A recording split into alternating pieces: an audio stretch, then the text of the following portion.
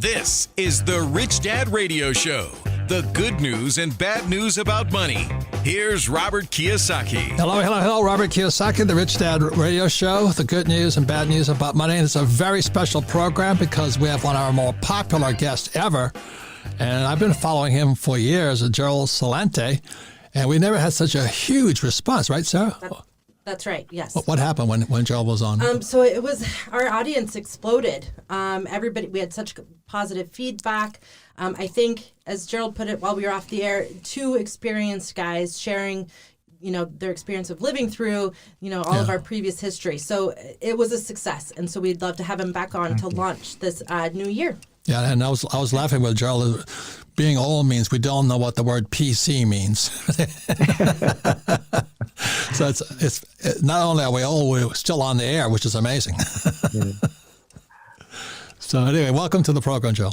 Oh, thank you. It's great being on with you, and I'm really honored. And it's true, I just turned 75 years old, My father, may his soul rest in peace, we'd be eating dinner, and he'd look at me and he'd say, son, they say that youth is wasted on the young. And he'd take a couple more bites and he'd say, they were talking about you. Must have the same father.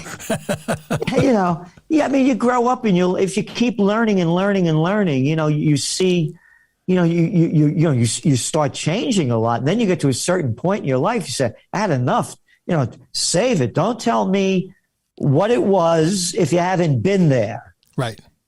And we've been there. We know what it was. We know where it is, and we know where it's going because of the experiences that we've had in life.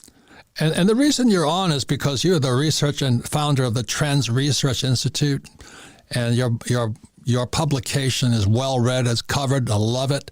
But before we begin, how did you get into that line of work, trends? I'll make a long story quick.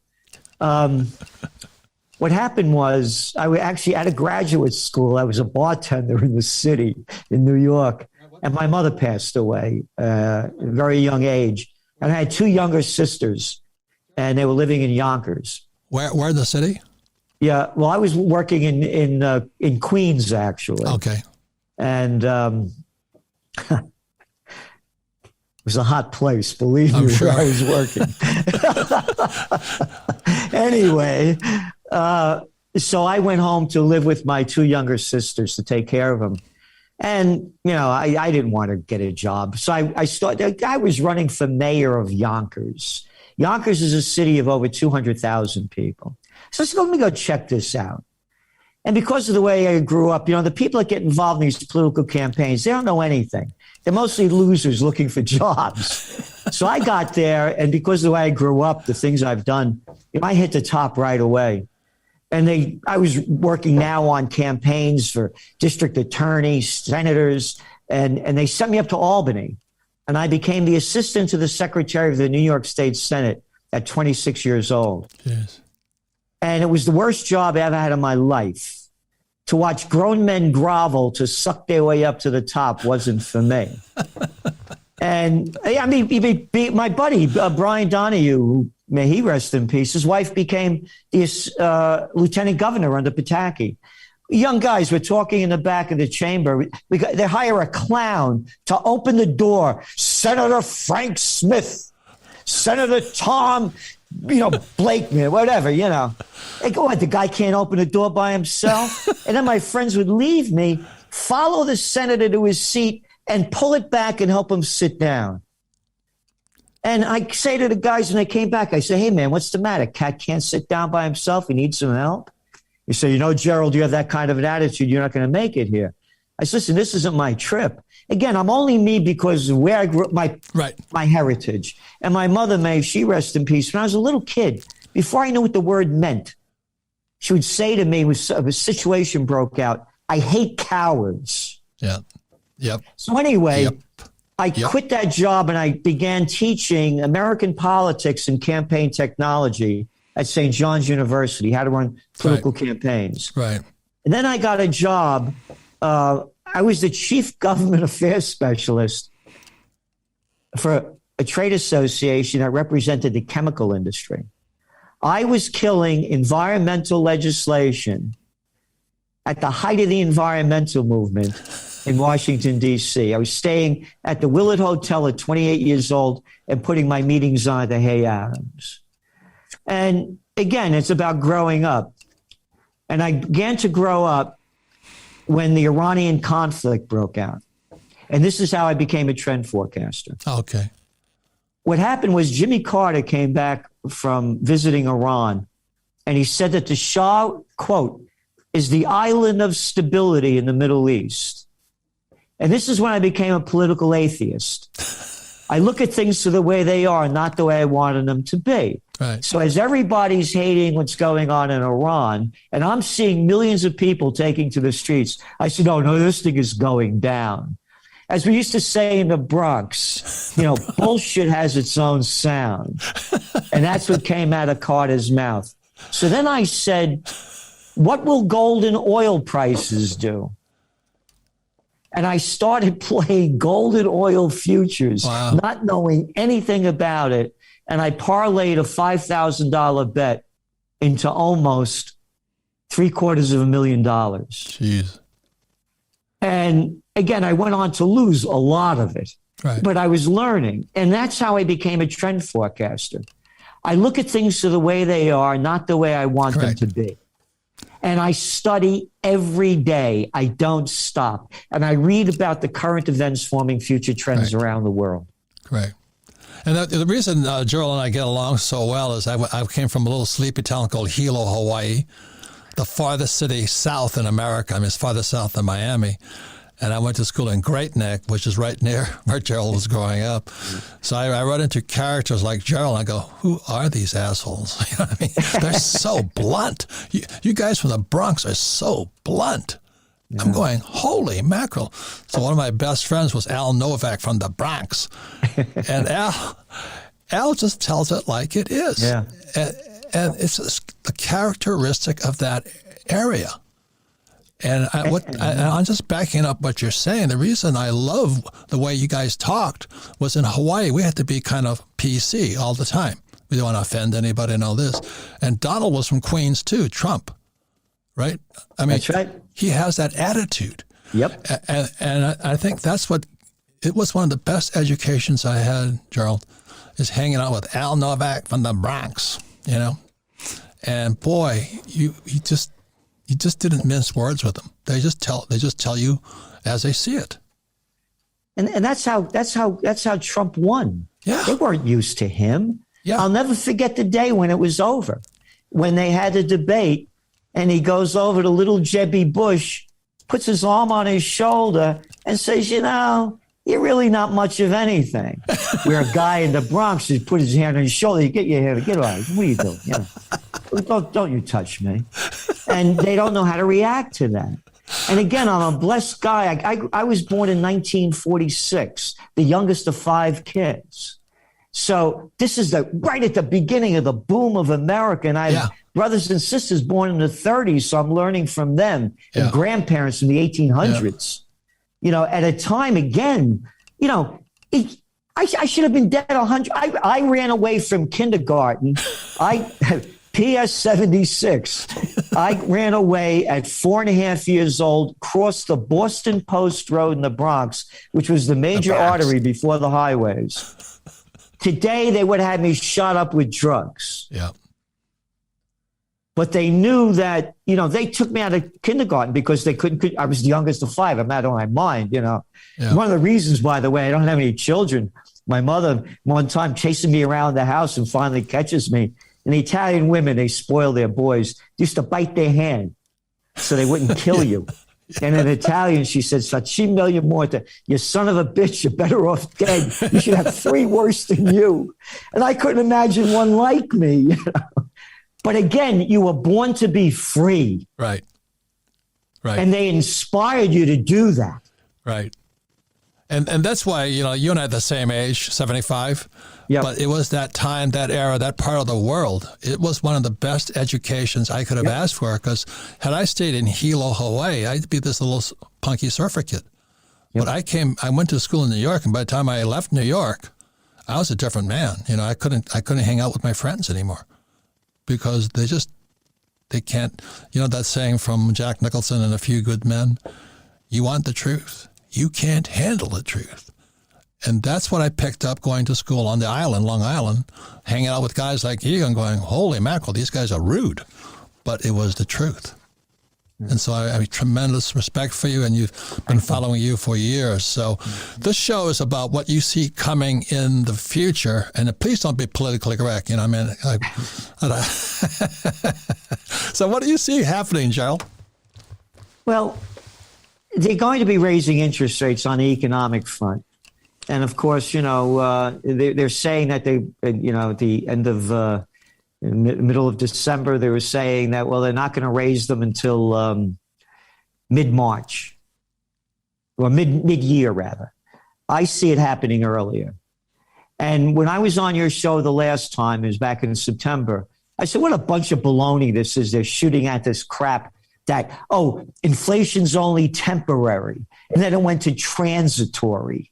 So they were either too stupid to know where it was going, or they knew where it was going, and they're which I believe they did, and they're artificially keeping the cheap money flowing in, because when interest rates go up and the cheap money flow stops, the economy is going to go down and the equity markets are going to crash. Yes. Look at the insider trading. They're selling out now big time. It's like $69 billion. Meantime, stock buybacks are hit at all-time high because they're getting the money for nothing, buying back the stock so it looks like there's less of them available, and keep artificially pushing the prices up. Look at merger and acquisition activity, all-time high, cheap money. When you look at the real interest rate, what was the inflation rate that just came out? What was it, 6.8%? Oh, and what is the Fed rate? Oh, near zero. So what am I, stupid? You got negative interest rates. So this is a whole scam because these liars, these little freaks, the central banksters were BSing us for how many years? That when inflation hits around 2%, we will be raising interest rates. 2%. Oh, what happened today? What's the number that came out? Wholesale price measures rose 9.6% in November, the fastest pace on record. This is a crime syndicate. It's Christmas time coming up, right? Right. There was a story about a person by the name of Jesus Christ. One day, he drives the banksters out of the temple, the money changers, the Goldman Sachs gang, the J.P. Morgan Chase bandits. Oh, J.P. Morgan Chase, you mean the one that rigged the precious metals market and only got fined $900 million? Oh, yeah, those banksters. Nothing has changed. And by the way, 3 days later, he's up on the cross. So you don't screw with the banksters. It's amazing we're still alive here. Yeah, I know. It really is. It is. No, this is criminal what's going on in America. It's a crime right in front of our eyes. Right. Oh, you're too big to fail. Hey, we screwed all these people with subprime mortgages, derivatives deals, all this crap, and now we're losing money. Give it back to us. Okay, so what did the Federal Reserve do from 2007 to 2010? Oh, they only pumped in $29 trillion into the system for the banksters. It's the banksters, the drug dealers that people call Big Pharma, the military-industrial complex that Dwight D. Eisenhower warned us about, and high tech. They're running the country. They're running the world. So the big pharma, there's COVID and all this. I mean, I had COVID. I know it's real and all that, but I just go. I'm not against the vaccine. I'm against the mandate. Absolutely, I feel the same. Why, do what you want to do. Why force us? I've one. I mean, I'm very suspicious. The word conspiracy means you wear a tinfoil hat or something. But why would they leave the border open? Again, what what's important for everyone to know from a guy that's been there, and I have pictures of me. I picked up Ronald Reagan at the Chicago Hilton, 1976. I was 30 years old, and he was the keynote speaker at our event, and I put on a brunch with him and our board of directors. Picked up him and Mike Deaver and got in a taxi cab. This 2 days before he's announcing he's running against Jerry Ford. I've been with presidents, prime ministers, and princes. The people in politics are the dumbest pieces of arrogant crap you could find. Look at a guy who's playing president. The guy's been sucking off the public tit his whole life. Oh, this guy up in New Hampshire, after 50 years, he just retired. 50 years? These are the dumbest, arrogant, pathological, lying sociopaths and psychopaths created among the human race. They can't get a job in the real world. And they're out of their minds. We got morons and imbeciles in charge. Here, I'll ask you one question. Show me one great thing the government has done. Show me one. Tell me one. My question to you is, have you ever seen it this bad? No. No, me either. No. That's the problem. I've never seen it this bad. And the reason we have you on is because we're going to go into the trends, because I have tremendous respect for Gerald. Like I said, I went to school with guys like you. And for me, that was an education in itself about not being politically correct. Do you know what I mean?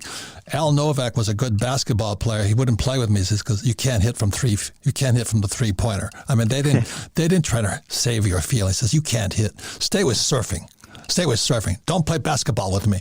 I mean, I love you guys. I mean, you guys just tell it like it is. So we come back. We'll be going into what Gerald really wants to say about our leaders. We'll be right back. Hello. Robert Kiyosaki, The Rich Dad Radio Show, the good news and bad news about money. You can listen to the Rich Dad Radio program anywhere on iTunes, Android, and YouTube, as long as they don't deplatform us. And all of our programs are archived at Rich Dad Radio because we don't sell anything. We don't make recommendations. We tell you what we invest in and other people invest in, but we don't make recommendations. And the reason we archive it at Rich Dad Radio is so you can listen to this program again. But more importantly, we have friends, family members, or business associates who need to hear this message. Just go to Rich Dad Radio and we'll play it again. So it's a dear person I've respected for years. Like I said, he and I are the same age, went to school in the same part of the world. And it's a tough world they grew up in, same as Donald. And over there, you don't mince your words. So that's what Gerald Salente is the director of the Trends Research Institute and the Trends Journal magazine. It's worth the price because Gerald will not hold back. So, Gerald, we want to get into the trends and, say what you want to say, because I think this is the most important. This 2022 is a pivot year. It is a pivot year. And if people are hoping that it'll be more like yesterday, I think we're in serious trouble. No, it's only going to go down worse. You look at all these mandates that are happening around the world because of the Omicron virus that has killed one person allegedly out of only 8 billion. And it's been going on since November 26th. So again, the fear that they're spreading, business travel, international travel between New York and overseas was down only 77% from the end of November to the middle of December, down 77%. And now all the lockdowns, if you're not vaccinated, you have no freedom in Austria and Italy, now in Germany coming up, Czech Republic, one place after another. How could the markets keep going up? So for 2022, again, I do not give financial advice, and I have to make that very clear, or else they come after me. Right. Is GSB, gold, silver, and Bitcoin. And they're going to go down when interest rates go up, but the economy is going to go down too. So they're going to go down temporarily, and then they're going to escalate very rapidly as people realize how bad it is. And the only thing that's keeping people from seeing, again, we talked about inflation rate, how many people are the median household income had its biggest decline ever in 2020. What's the facade that's making it look like everything is okay are the equity markets. When the equity markets crash, reality will hit Main Street. Amen. And that's why it's GSB for me. And then I also see people say, well, there'll be a real estate crash. And I said, no, I don't see one, because this real estate boom was different than the others. The people had money to buy what they purchased, unlike the last time with the subprime mortgages and all the inflation of what was going on. So, but I do see a decline in commercial real estate. Right. As we go into the end of the year, office occupancy rates in the United States are at 40%. That means 60% aren't coming back. And now we go into one of our new trends coming up, the metaverse. Love it, hate it. It's a virtual reality. Look, here we are. We're Zoomed together. Who would have thought this, 10, 15 years ago? So you're going to see more and more people working at home. Commercial real estate was overbuilt before. And now in most cities, it's going to go down big as we see it. The metaverse, by the way, are going to have a lot of opportunities. One of the big ones being online education, because the education system we have now stinks. It was invented by the Prussians at the beginning of the industrial age. Now we're going to the metaverse age. And also with healthcare and a lot of other entrepreneur opportunities to stay ahead of this. On the downside, of course, it's stopping the human relationship of people knowing each other, feeling each other, and touching each other, which is a whole different story. So Correct. That part goes down. But again, going back to the occupancy rate, hotels, restaurants, why am I going to send? You don't have to do business travel. I could save money here. I don't need 8 floors in this skyscraper. All I need are 3. So they're going to be saving money on that. Another big one to look at is simplicity. Everything has become too complicated, talking about high tech. Again, guys like us, I remember driving a stick shift, Yeah. And why do I got all this crap on this, on the dashboard that when it breaks, it costs several $1,000s to fix, and you don't need it? You're going to start seeing things going back to simplicity for smart companies that are going to take advantage of it. A lot of things became too high tech. Another big trend to look at is the one going on in China. As we talked about the supply chain disruptions and how it drove up inflation, what's going on in China? Dual circulation policy. Yeah, we're going to keep exporting things, and we're going to make sure the yuan stays low so our products seem cheap. But we're also at $1.4 billion. We want the people to buy made in China, dress made in China, sing made in China, be made in China. Self-sufficient economy, dual circulation. And that's what America should be if it wants to get back up, because we have all the human and natural resources we need. We wouldn't have a supply chain disruption. Here I am in Kingston, New York, where the Gantt shirt factory used to be and shoe factories and everything. Now everything comes from overseas. So the smart nations are going to be as self-sufficient as they can be. Amen. I have one more question about New York. De Blasio is now open. Anybody can vote. What happened there? Explain that. You don't have to be a citizen to vote? You don't have to be a citizen to vote in New York City.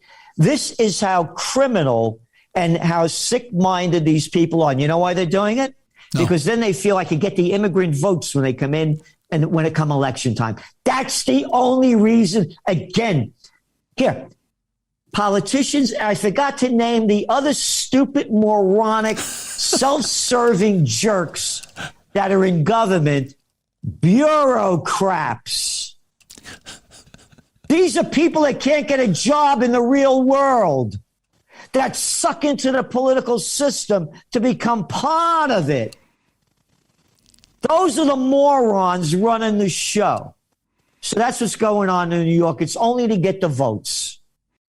It's tragic. I mean, in Arizona, they recount the votes, but we don't know what they recounted. It never comes out. It gets squashed. But this is my question. What do you think is going to happen now? Now we're going, like what's going to happen after tomorrow? And with all these people, they're bringing all these people in to vote against people with money. That's Marxism. It's the abolition of private property. Yeah. And this is Marxism. So they bring all these people in to rig the ballot so they can vote out the rich. Does that make sense to you? Well, I don't think they're going to vote out the rich at all, because the rich, matter of fact, there's a whole thing about de Blasio, how he got all his money from the rich. Right, but it's going to crush the middle class is what I'm really saying. Crushing the middle class is definitely it. So the rich are okay, but they're crushing the middle class, which used to be called kind of the bourgeoisie, but they're now going down to proletariat, according to Marx. Yeah, the billionaires don't want the middle class, because they want are workers of Slavelandia. They brag that they're paying $15 an hour. Who can live on $15 an hour? Oh, what was the inflation rate? Only 6.8%? How much did wages go up? Oh, I think about 4.6%. Oh, yeah, the real inflation numbers, according to John Williams Shadow Stats, who I deeply respect, because they rigged the inflation numbers for two reasons. Number one, so they wouldn't have to raise interest rates so the bigs could get all that cheap money. And number two, so you wouldn't have to pay more in Social Security because it was attached to interest rates. The real interest rate is about 15%. So now the bigs, they want cheap labor. They don't want a middle class. Again, when we were young guys, they may censor you for this. There were things called drugstores, stationery stores, grocery stores, hardware stores, and now they're all chains. There are no private stationery stores. No, we got Staples. We got Office Depot. We got Lowe's. We got Home Depot. We don't need the local hardware stores. No, we don't need grocery stores. We got Hannaford's. We got Kroger. And we want cheap help. And this is the difference, too. When they had all those local stores, the people that worked in them saw a future. They'd say, maybe I'll do this when I get older. Or else they moved up the chain because the people they were working with appreciated it. Gone. Now you go to Starbucks, boop, you're stuck in Starbucks, or when you got there, where you are, and you could be there for years. And that's the other one I get a kick out of. They call them barristers for pouring coffee. When I was a kid, I was a soda jerk in a candy store. Oh, but you're not a coffee jerk. You're a barrister. Barista. Hey, quick. Barista, excuse me. That's the Bronx language. I love the Bronx. I've had so many interesting memories from the Bronx. I mean, burned in my mind. I went once to I didn't know what a tenement project was. And everything the government touches turns to shit, as you know. So if you go to a tenement project in the Bronx, I was part of the Boy Scouts, and we took some kids camping. So we drove into the Bronx in a school station wagon, and I went down in the basement of this slum dwelling. And you know that song by Simon and Garfunkel? It says, "And the words of the prophets are written on the subway walls and tenement halls."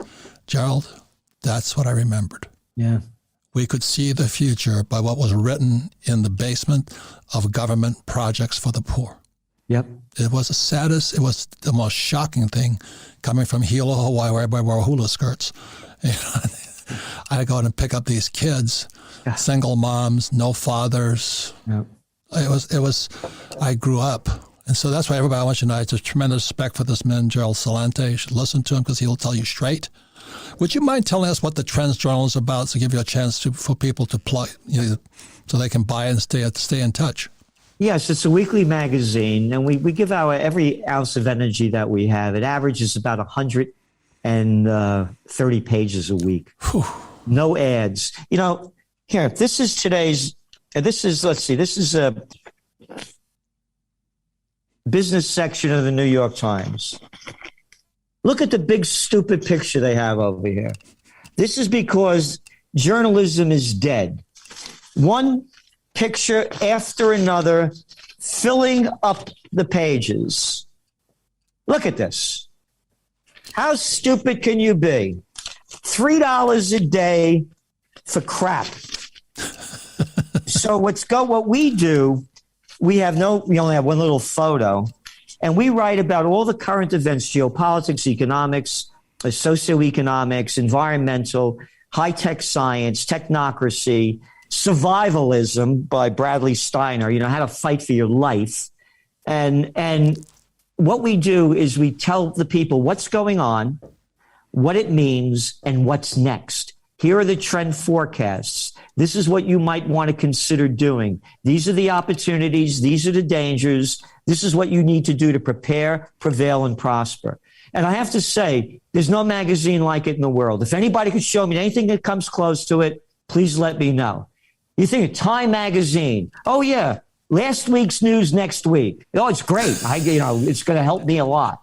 So what we're doing is we're giving the people everything that we can to give them the trends that are shaping the future, shaping their lives, and showing them what they can do to stay ahead of the curve rather than go down with it. Because I've been at this is my 42nd year. Jeez. I have never been so concerned about the future as I am now. Because here is the bottom line. When all else fails, they take you to war. Right. Amen. You got to be proper now. You got to say, hey, women, too. Hey, women. Okay. So how much is it's the most important journal coming out? We love your journal. This is this New York Times is $3 a day, $2 a week. Jeez. $3 a day, $2 a week, $129 for the whole year. And again, when I say I'm concerned about when all else fails, they take you to war, go back to the .com bust. The NASDAQ was down 66% before 9/11.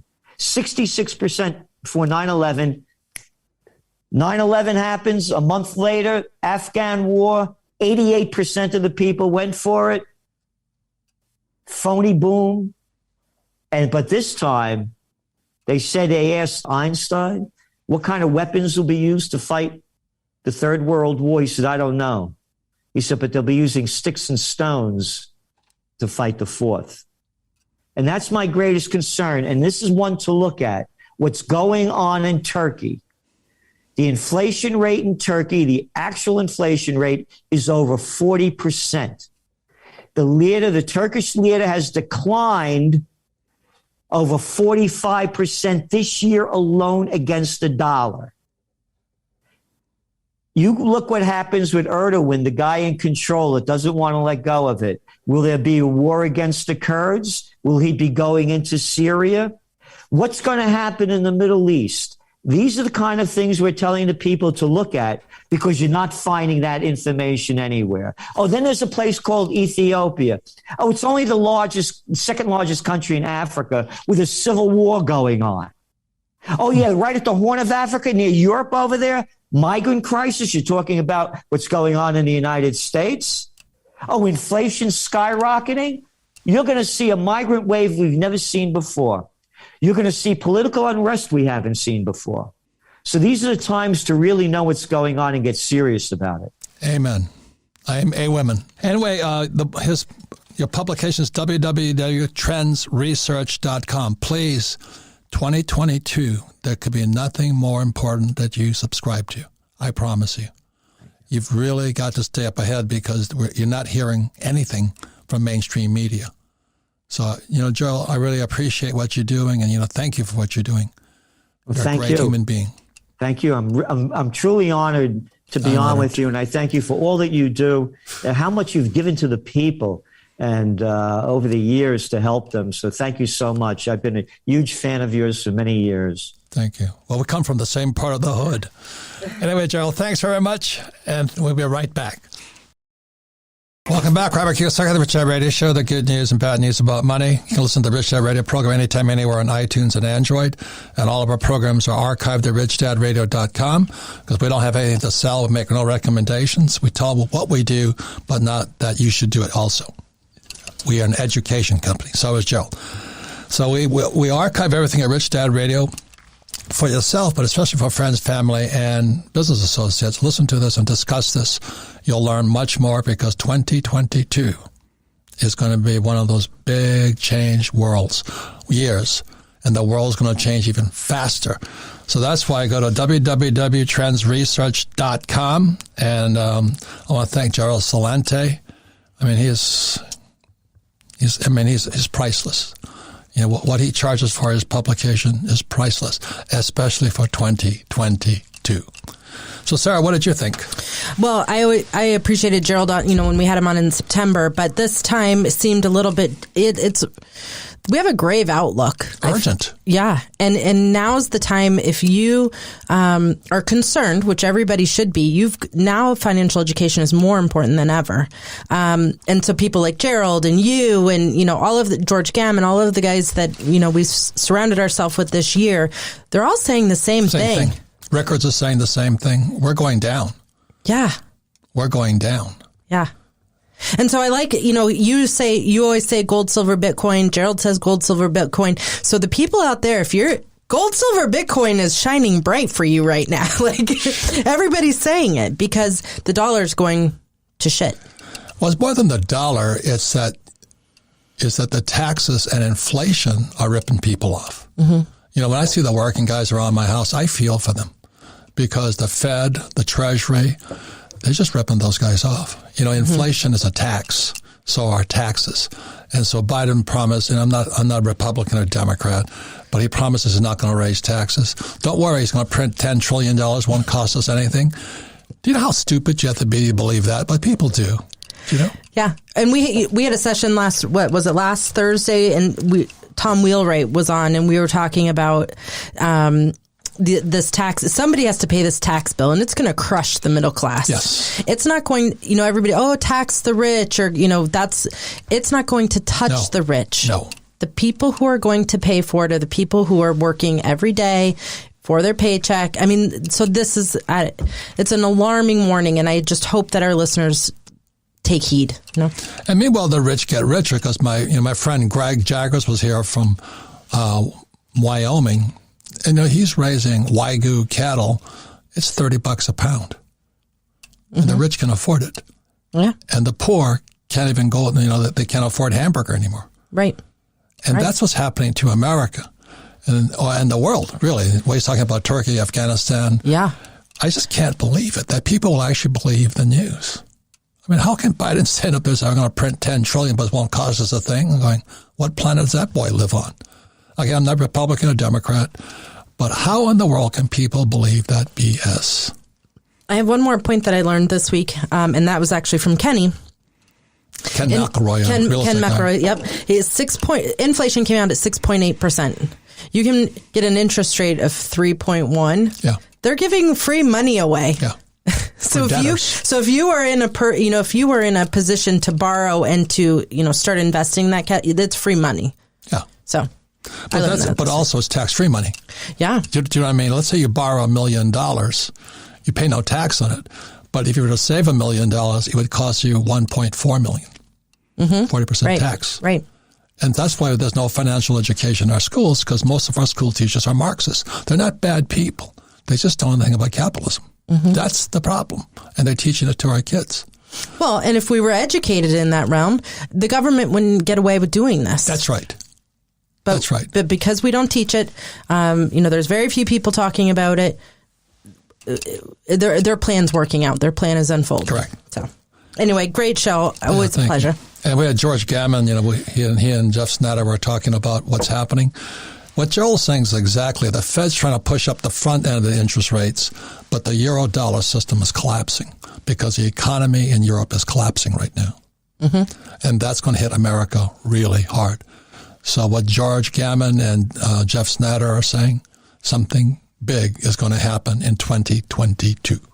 So please subscribe to www.trendsresearch.com, the best investment you can make because it's an investment in your mind. So thank you all for watching the Rich Dad Radio Show. Thank you.